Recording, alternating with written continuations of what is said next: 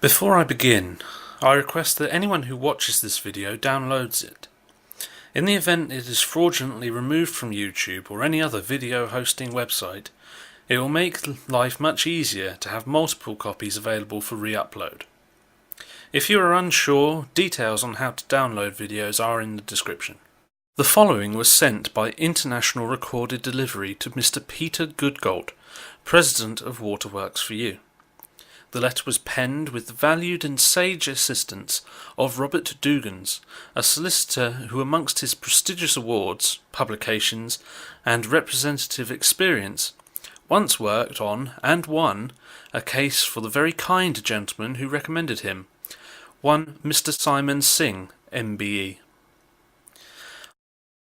I publicly offer my thanks to these gentlemen and the other persons working behind the scenes who wish for now to remain anonymous.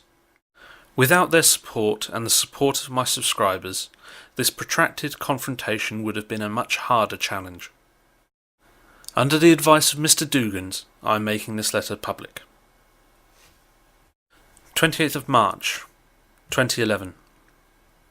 Peter Goodgold, President, Waterworks4u, Company Address. Dear Mr Goodgold, as you are aware, on the 13th of November 2010, I published a video on the well-known internet site youtube.com entitled Water Everywhere, but none of these drips can think.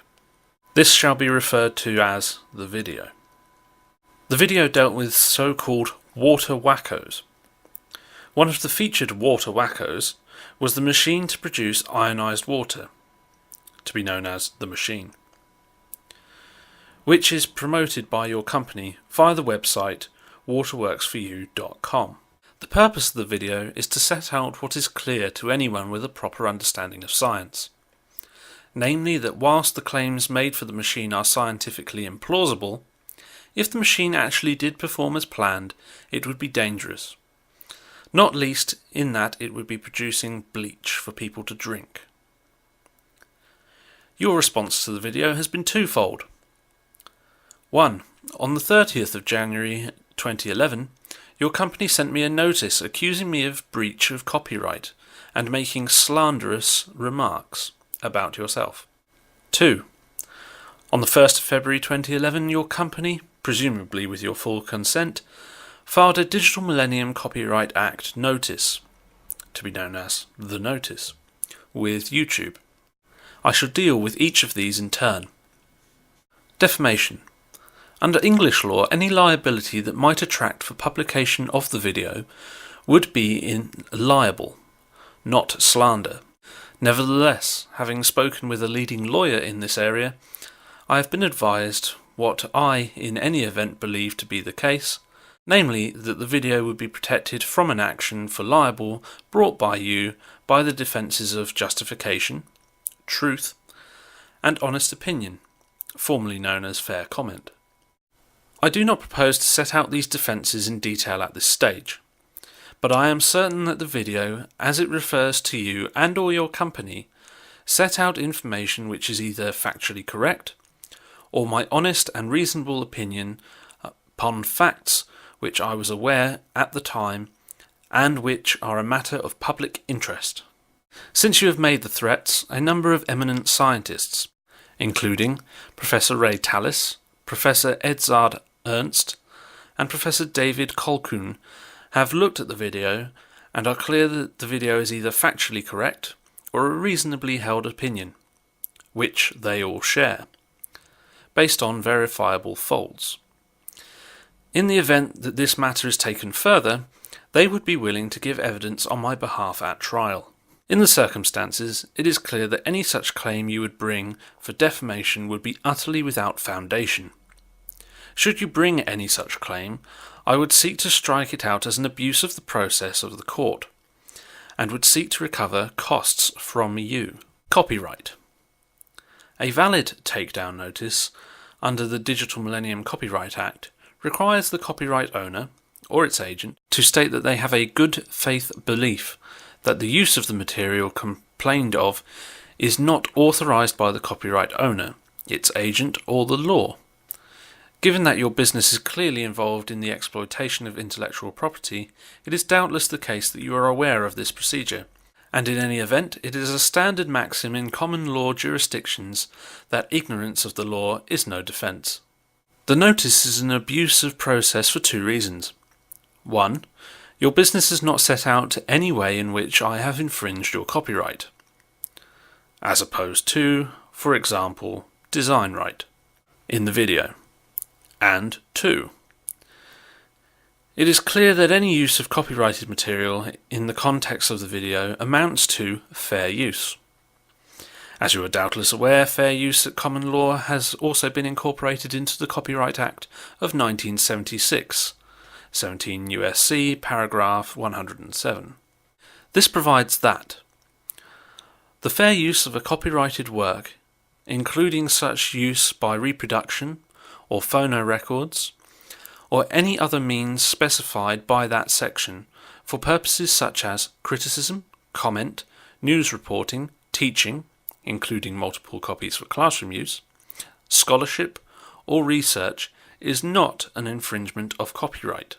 In determining whether the use of a work in any particular case is fair use, the factors to be considered shall include 1. The purpose and character of use, including whether such use is of a commercial nature or is for non-profit educational purposes. 2. The nature of the copyrighted work. 3. The amount and substantiality of the portion used in relation to the copyrighted work as a whole. And 4. The effect of the use upon the potential market for or value of the copyrighted work. This matter has, of course, been considered by the Supreme Court of the United States in the case of Campbell v. Acuff, Rose Music Incorporated. I invite you to consider the decision of Justice Santerre in the case, which explains the scope of the doctrine of fair use. In the case of the video, it is clear that any of your company's intellectual property is featured only for the purpose of criticism, comment, reporting, teaching, and publicising research, and is clearly intended for non-profit educational purposes. There is no attempt to market a similar or competing product to the machine, and the only adverse effect upon the market value of your company's intellectual property would be to reduce it on the grounds that it was proven not to work. In the circumstances, it is clear that your use of the notice is not to protect your investment in intellectual property, but instead is to suppress legitimate criticism of the machine and other products. Such actions are well defined in US law as a strategic lawsuit against the public participation, a so-called SLAP. And unless and in the event any proceedings are brought against me in the United States, I shall rely upon these lines of authority in my defence. I shall also see sanctions against your company and any lawyers representing you in accordance with these authorities. Furthermore, your actions are actionable in England under the Prevention of Harassment Act. Unless I receive an apology from you for calling me a slanderer, and in particular if you seek to make further baseless threats against me, I will have no option but to consider taking this further. For the avoidance of doubt, all my rights are fully reserved. Sincerely yours, Answers in Books. This letter awaits a response. In the meantime, I would like to direct you to my in-depth remarks on the industry of ionized water, made available on the following websites. There are suggested ways that you can get involved, as well as a good portion of the information I have gathered to date. The written content that I have produced is freely available for anyone who wants to use it or its contents on their websites. That said, links back to the source would be appreciated. The following persons need recognition in their support of freedom of expression, skepticism and science. Louis A. Beach of the Rational Skeptic and scienceofreason.org, Alexander Daly of Flying Evolutionist 59 and scienceofreason.org, Angry Womble, Sound of Silence, C.S. Bear, and the other members of skepticTV. The following are persons or websites who either have or did have additional rebuttals to the water ionizer industry, including Waterworks4u. Lapkind77, Supersoylent 2, Fixed Gear 808, and scienceofreason.org. As for me, I have made my position clear on this issue by now. I have handed over details of these issues to others who will be chiefly taking over proceedings in the public arena, as and when the time is right. I will continue to take the sage advice of the experts who have helped me so far regarding my future options. In the meantime, I will be getting back to making the videos I want to make, rather than those I had to.